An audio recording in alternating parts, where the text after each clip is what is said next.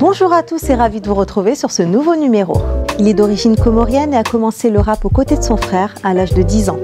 Il se fait signer dans le label des managers de la fouine Escal Records et il est sacré révélation de l'année 2013 aux Trace Urban Music Awards. Le titre qui le propulse est 4 étoiles en featuring avec Rof qui totalise plus de 16 millions de vues. Notre invité de la semaine est Sultan.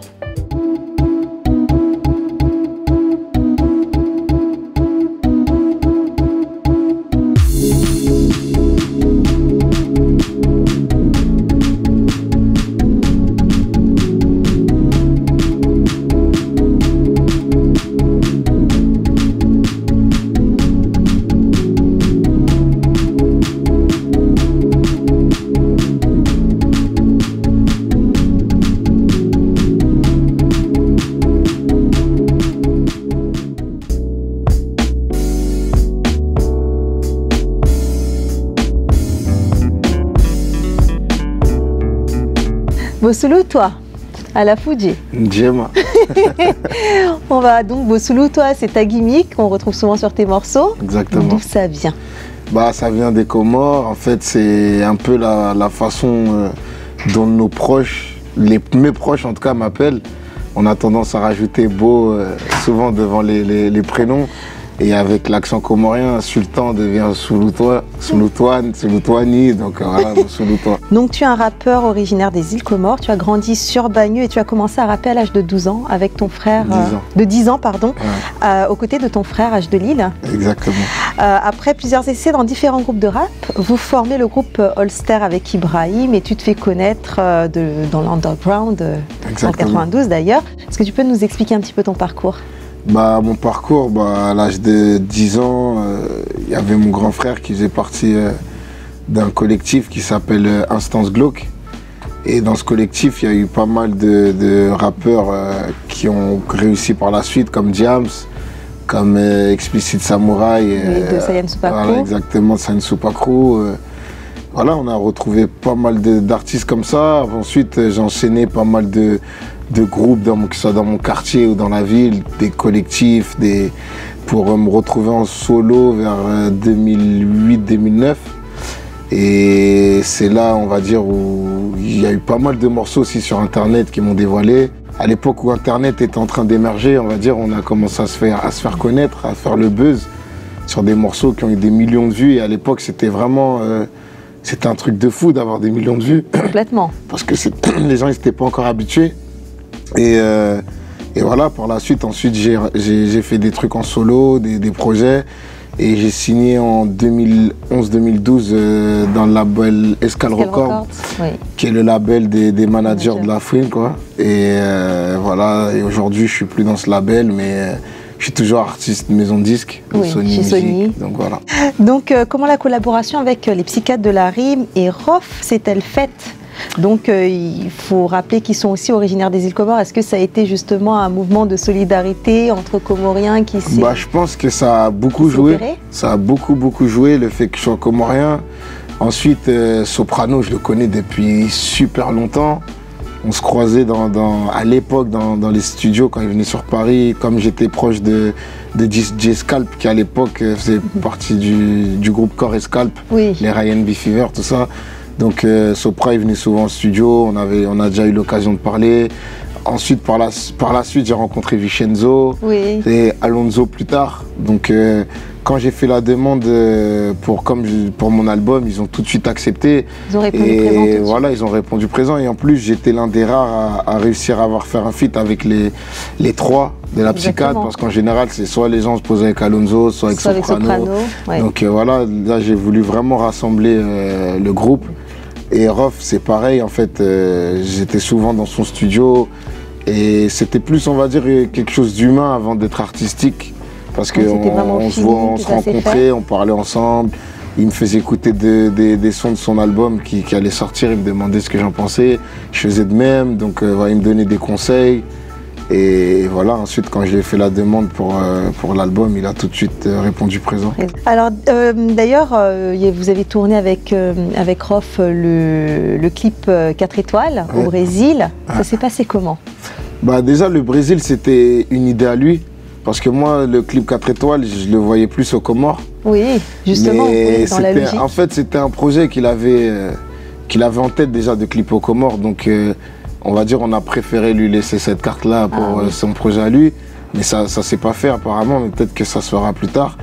Et sinon, pour lui, c'était quelque chose de symbolique de faire ce clip au Brésil parce que à l'époque où j'ai fait ce clip, j'avais l'âge qu'il avait, lui, à l'époque où il avait fait son clip au Brésil avec Nati, le son qui tue. D'accord. Donc voilà, et 4 étoiles plus 5, ça avec un 5 étoiles, ça fait penser au maillot brésilien, les étoiles qu'ils peuvent avoir par rapport au Coupe du Monde. Donc d'ailleurs, toi, t'es pas trop foot.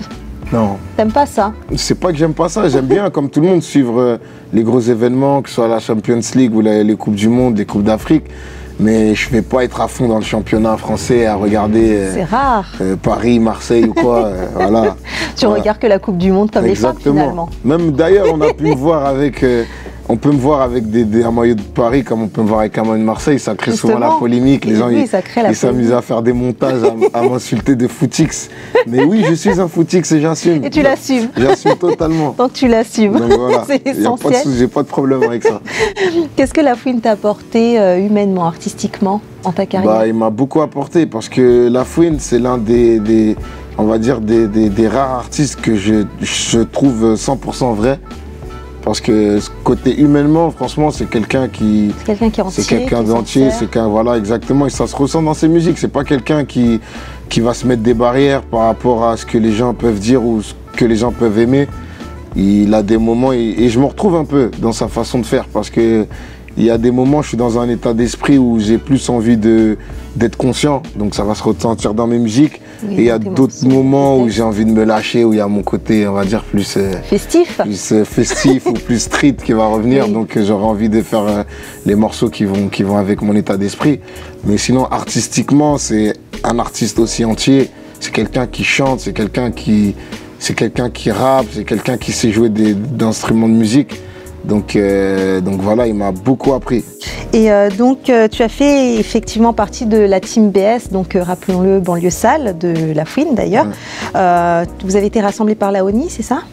À la base, on est des artistes qui l'entourent, puisque je faisais partie d'Escal, qui était le label de ses managers, qui lui avait signé dans son label Fababy, et il a signé aussi Cindy dans un autre label qu'il a créé, Dynasty. Donc il a tenu à nous rassembler le temps d'un projet, mais à la base c'est parti d'un morceau, ce projet. D'accord. On a fait le morceau le célèbre morceau Team BS. Oui, Team BS. Et qui devait être un morceau à la base pour son projet Capitale du Crime. Et vu qu'il y a vraiment une magie qui s'est créée en studio, il a dit que ça pouvait pas en rester là. Donc on a tous mis de côté les projets qu'on était en train de créer. Moi j'étais en train de faire mon deuxième album. Lui, il était sur Capitale du Crime, Fababy sur son album et Cindy aussi. On a tous mis nos projets de côté et on s'est concentré pendant 2-3 mois en studio et on a fait cet album-là. À quelle critique as-tu été exposé? Mais ouais, les critiques, Team BS, c'était un projet de pop. Oui. Et les gens, ils ont du mal à se mettre en tête qu'on n'a jamais défendu ce projet-là comme un projet de rap. Oui. Ça veut dire quand on sortait les clips, ils disent mais c'est pas du rap. Mais bien sûr, c'est pas du rap. C'est de la pop. C'est de la pop urbaine, mélangée avec un peu de rap, parce que quand on regarde bien, oui. J'ai gardé mon identité de rappeur sur le projet. Et d'ailleurs, La Fouine, quand il a réalisé cet album, il voulait vraiment pas que je chante. Et quand on écoute le projet, je chante à aucun moment. Oui. À tous les morceaux où on peut me retrouver, je suis en train de rapper, mais on va dire c'est des thèmes plus larges, c'est un truc plus large, mais c'est de la pop urbaine. Qui t'a permis d'ailleurs de toucher un autre public. Exactement, ça m'a dévoilé auprès d'autres gens, j'ai eu l'occasion de participer à des plateaux télé ou à des concerts que je pense en tant qu'artiste solo, j'aurais jamais eu accès. Ouais. Donc c'est vraiment un projet, voilà, c'est positif et je crache pas dans la soupe. Hein. Donc merci à tous ceux qui ont soutenu ce projet-là. D'ailleurs, Condamné à régner est un album qui te ressemble un petit peu plus. Exactement. Donc à quel niveau? Et d'ailleurs, tu invites des personnes qui te sont plus proches, donc là c'est vraiment des coups de cœur personnels. Exactement. Déjà, je pense avoir fait le tour au niveau des kiffs au niveau du rap. Un premier album, avoir La Fouine, Rof et la psychiatre de la rime, Indila, C'était vraiment un truc que je kiffais. Maintenant, aujourd'hui... Tu avais atteint le summum. Voilà, exactement. Maintenant, aujourd'hui, il n'y a plus trop d'artistes que je considère comme des kiffs artistiques, à part 2-3. Oui. Il y a 2-3 artistes comme ça, mais je pense avoir fait le tour. Et là, j'essaye de me faire plaisir ou de prendre des risques. Par exemple, on a pu découvrir mon morceau avec David Carrera récemment. Oui. C'est un risque. C'est quelqu'un qui ne fait pas partie de mon univers artistique. Complètement. Mais que j'ai appris à connaître et j'ai appris à analyser son univers et j'ai voulu le ramener dans un truc qui n'est pas son univers et qui n'est pas le mien non plus. Mais je me suis fait plaisir au final. Ça a plu à certaines personnes, ça a déplu à d'autres. Mais ça, de toute façon, on ne peut pas plaire à tout le monde. Exactement, exactement. Mais ça, je me suis fait plaisir et c'est le principal. Ensuite, j'ai invité Chroma et Pop sur un morceau. C'est des artistes qui m'entourent. Voilà, c'est une relation hors de la musique. Oui, c'est un ami à toi. Exactement. Chroma, ça fait des années qu'on a pu me retrouver à ses côtés. C'est un Comorien comme moi. Je le considère comme un frère. Et Pop, c'est plus récent, mais on va dire qu'on vient du même quartier. Donc voilà. Tu étais éducateur et tu travaillais avec les personnes handicapées. C'était une vocation, ça, pour toi? Bah, pas du tout. Pas du tout? Pas du tout. Tu le faisais parce que tu étais obligé de le faire? Non, en fait, j'ai toujours eu ce côté humain où j'aime bien être proche des gens et surtout les gens dans le besoin. Oui. Et à l'époque, je cherchais du travail et on m'a proposé de travailler auprès d'adultes autistes. Oui. Et j'y connaissais vraiment rien. J'ai vraiment appris sur le tas. Et voilà, je me suis formé sur le tas et j'ai vu que c'était quelque chose que j'aimais faire, même si c'est quelque chose de difficile. Qu'est-ce que ça t'a appris? Ouais. Qu'est-ce que ça t'a appris? Ça m'a appris beaucoup déjà au niveau de... aujourd'hui, j'ai la chance, par exemple, de vivre de mon plus grand kiff qui est la musique. Et quand tu regardes ce qui se passe à côté, ce genre de choses, tu te rends compte qu'en vrai, tu peux pas te plaindre. Oui. Donc c'est pour ça que quand on parle pour revenir aux jaloux ou aux autres, ça me fait vraiment rire parce que il y a des trucs que voilà, j'ai la chance de vivre de ce que j'aime faire. Hier, je travaillais avec des handicapés, voilà, même si il y avait ce côté où j'ai aidé mon prochain ou autre. Bah, je peux pas me plaindre, c'est impossible. Il y a des gens qui sont dans difficulté aujourd'hui, un peu partout, tu vois. Donc ça apprend vraiment beaucoup sur l'humain, sur la vie, tout simplement. La vie, ouais. Quel est ton lien avec l'Afrique? Mon lien avec l'Afrique, déjà le fait d'être comorien, je me considère parce qu'il y a des Comoriens qui se considèrent pas comme africains. Oui, qui sont un peu perdus d'ailleurs. C'est bizarre, hein. Non, franchement, le fait d'être comorien. Déjà, c'est mon plus grand lien avec l'Afrique et c'est un continent que j'aime beaucoup. J'ai pu voyager à La Réunion, au Cameroun, au Maroc, en Algérie, Tunisie, Égypte, prochainement au Congo. Donc voilà, c'est un continent que j'aime beaucoup et pareil, on apprend beaucoup sur le continent africain et on se rend compte que de là où on est, on ne peut pas se plaindre aussi. Qu'est-ce que ça t'a appris? Ça m'apprend tout ça, ça m'apprend le fait de voir qu'il y a beaucoup de gens dans le besoin, qu'il y a des gens qui se contentent de peu, alors que nous on a plus qu'eux et on est toujours là à se plaindre. Donc voilà. Et tu as des projets à venir? Je suis en train de finir mon deuxième album. J'ai envoyé les premiers extraits, prochainement je vais dévoiler la date de sortie. Et voilà, je suis encore en train de peaufiner ça parce que j'essaye d'apporter un truc entier et un truc qui va plaire, on va dire, à ma basse fan comme au public Chimbès. J'essaye d'oublier personne, quoi. Eh bien, merci d'avoir répondu. Merci à toi. Alors, Sultan, un petit rituel s'impose en seconde partie d'émission. Tu seras face au miroir et donc face à toi-même. Ton alter ego est celui qui te connaît le mieux, le plus. Il m'a chargé de te poser quelques questions. Ça fait flipper. Ah ouais. Alors tu as face à toi H de Lille, ton frère. Il a des questions à te poser ou alors des comptes à régler. Alors comment tes choix artistiques ont été perçus par ta famille, par tes parents? Déjà au départ, mes parents ils n'étaient pas du tout pour que je fasse de la musique. Mais heureusement qu'il y avait mon grand frère qui était déjà parti au casse-pipe avant moi et qui a fait, on va dire, que ça passe mieux. Et à partir du moment où ils ont commencé à voir que même au niveau de la musique, il y a eu une certaine reconnaissance, bah, on va dire que mes parents, ils ont été fiers. À partir du moment où ils allaient au bled et on leur parlait de moi, où ils ont vu qu'il y avait des gens de la famille ou des proches à eux qui kiffaient ce que je faisais et qui leur parlaient de moi, bah, ils ont commencé à avoir une certaine fierté. Donc voilà. Alors tu es le benjamin d'une famille de 6 enfants, le petit dernier. Comment tu l'as vécu? Franchement, je l'ai toujours bien vécu. Parce que le dernier, on va dire, c'est le plus chouchouté. Donc il y a toujours eu, on va dire, les plus grands pour protéger ou pour me couver, on va dire. Vu que avec mes grands frères, il y a une certaine différence d'âge. C'est comme si un peu tous, ils m'ont élevé. Ils ont aidé mes parents à m'élever. Donc voilà, je l'ai super bien vécu. Et on va dire, c'est une place, la bonne place, celle du dernier. Pourquoi c'est la bonne place? Bah, la dernière place, c'est la bonne place parce que, on va dire, c'est celle où tout a déjà été fait, que ce soit au niveau des bêtises.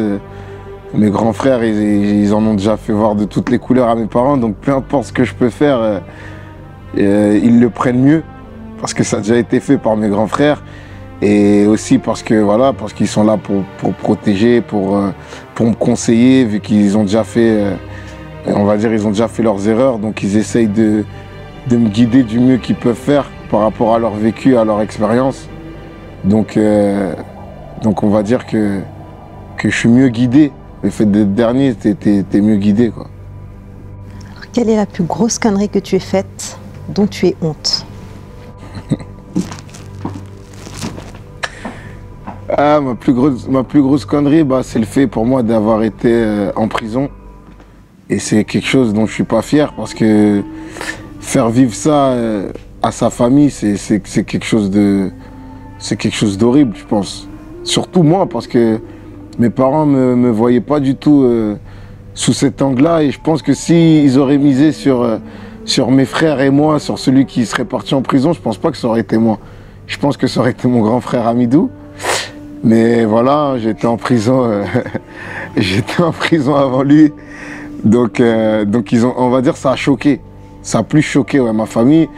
Et c'est un truc qu'aujourd'hui, si c'était à refaire, bah, bien sûr, j'aurais fait autrement, j'aurais agi autrement. Donc voilà, c'est quelque chose dont j'ai honte, surtout vis-à-vis de mes proches, quoi. Sultan, tu parles de principes. Quels sont tes principes? Bah, mes principes, bah, déjà, les Comoriens, on est connus pour avoir beaucoup de principes, hein. Toujours, on nous prend la tête, on me dit, toi et tes principes de Comoriens. Mais je sais pas, j'ai pour principe, déjà, je suis très famille. Pour moi, c'est un principe. Les gens qui négligent leur famille, c'est quelque chose que j'accepte pas. Ensuite, voilà, je suis quelqu'un qui essaye de rendre service, qui essaye d'être proche des gens. Et c'est des principes et des valeurs que j'ai des plus jeunes. Et voilà, quand je vois tout ce qui se passe autour de moi, que ce soit dans ma vie privée ou dans le monde, par rapport à l'actualité ou autre, je me rends compte que je suis vraiment quelqu'un de à part. Parce que c'est des choses que je supporte pas et que pour certaines personnes sont normaux, pardon. Donc voilà, vis-à-vis de ça, je sais que je suis quelqu'un de principe. Alors Sultan, pour finir, tu devras nous improviser un sketch de 30 secondes. Donc tu as révélé vouloir devenir comédien, tu vas nous montrer tes talents en direct. Donc, tu es père d'une jeune fille qui fréquente un voyou. Tu as dit avoir des principes. Ce voyou-là est déjà père de 2 autres enfants. Elle ne le savait pas. Mais tu apprends que ce garçon a mis ta fille enceinte. Ça sera à toi de jouer le rôle du père et de la fille. Bon, ma fille, assis-toi, il faut qu'on parle aujourd'hui. Je viens d'apprendre que tu as fait une grave bêtise. Donc, déjà là, comme tu peux voir, il y a un billet simple. Oui, aujourd'hui à 18 h, tu pars pour les Comores. Bon, je suis pas trop pour l'avortement, donc l'espèce de truc qui va sortir d'entre tes jambes, on va le ramener dans un internat déjà, pour commencer. Ne compte pas élever cet enfant. Oui, tu peux baisser la tête, oui, tu peux baisser la tête. Tu as de la chance déjà que je te défonce pas ta petite tête là, parce que j'ai envie... Et ta mère, pense à ta mère. Ce petit con là, il a été en prison, il a 2 enfants, il couche à droite, à gauche, ça se trouve t'as le sida aujourd'hui déjà. Et tu viens me présenter ton espèce de Gwaoud là, ton Gwaoud qui a... C'est mort, je serai jamais acteur. Je serai jamais acteur moi, c'est mort. C'est bon, on peut en arrêter là. Alors Sultan, l'émission touche maintenant à sa fin. Mais avant ça... C'est quoi encore? Ça... Tu n'as pas confiance. Hein? Non, là, Alors sache que l'invité de l'émission précédente a décidé de te poser une question. D'accord.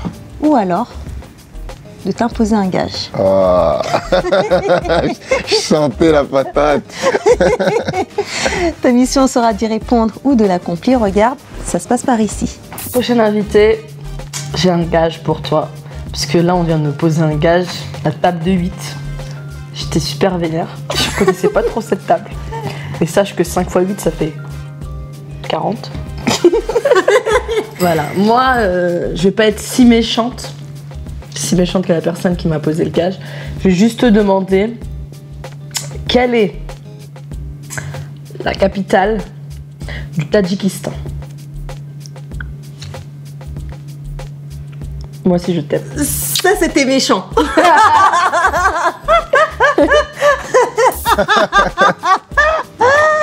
La capitale du Tadjikistan est Ukunatikini. Oh. C'est ça? Non, c'est pas ça. Ukunatikini. Toi tu remixes ça. En tout cas tu es bon comédien. Non, franchement, je sais pas, je savais même pas que ça peut exister. C'est vrai? Je suis totalement désolé pour les habitants de ce pays, mais j'ignorais votre existence. Ah ouais, j'ignorais vraiment. Ah, dit comme ça fait mal. Non, mais c'est vrai, le Tadjikistan, je connais le Pakistan, le Turkistan. Ben, c'est pas très loin. C'est pas très loin, c'était dans l'ex-URSS, c'est Douchambé. Douchambé. Douchambé, voilà. Big up donc c'est à côté de l'Afghanistan, de la Chine, d'accord. Voilà, du Kazakhstan, etc. Eh ben merci beaucoup Sultan, je te fais la bise. Ouais. Mais d'ailleurs, on va se quitter sur un épisode d'En tout cas. Et puis à très bientôt. Merci.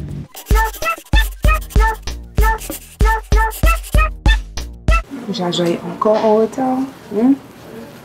Jamais à l'heure. Il n'a jamais fait. Blanca. Comment tu vas, Blanca? C'est à cette heure-ci que tu arrives. Ah, ma vastitude de copine, ma jumelle, s'il te plaît. Tu sais quoi? Moi, je ne peux pas entrer dans le métro quand les gens sont mauvais. Sans moi. Je sens pas mauvais. Je sens bon. Je sens bon. Quelqu'un m'attendait? Elle n'est pas là. Oui, tout le monde t'attend, Jaja. La dame boit de belle là. Très attendue. La dame couleur caca encore. Pourquoi elle insiste ici? Il n'y a pas son dossier ici, on n'est pas à la préfecture. Eh bien ici, c'est salon de coiffure, c'est pas demandeur d'asile ici. T'as vu la dame, t'as vu sa pépé? C'est pas demandeur d'asile ici. Et il voulait se faire traiter. Là, comme ça. Moi je suis neutre. Tu es neutre? Je neutralise les gens. Il neutralise les gens. Comme elle, comme si elle était là. Elle est noire. Tu vois, noir, la noircitude là, chez toi ça fait contraste. On peut régler la luminosité des caméras avec l'idée. Mais toi, comme tu es vaste, regarde, tu prends la place. Maintenant, si moi je décide de mettre ma chaise ici, comment je vais travailler, regarde? Mais tu n'as rien à faire là. Bon, quitte alors, je vais travailler. Va là-bas. Je m'en vais pas. C'est toi qui vas partir. Bon, si je pars, je reviens pas, je vais manger à l'eau. Tu vas manger avec moi. Mais tu vas me donner de l'air, Jaja. Au revoir. Beaucoup d'air même. Sultan, un jeune rappeur qui prend le chemin des plus grands pour devenir la relève du rap français. L'émission continue sur nos réseaux sociaux. Un grand merci à vous de nous avoir suivis et rendez-vous la semaine prochaine avec un nouvel invité.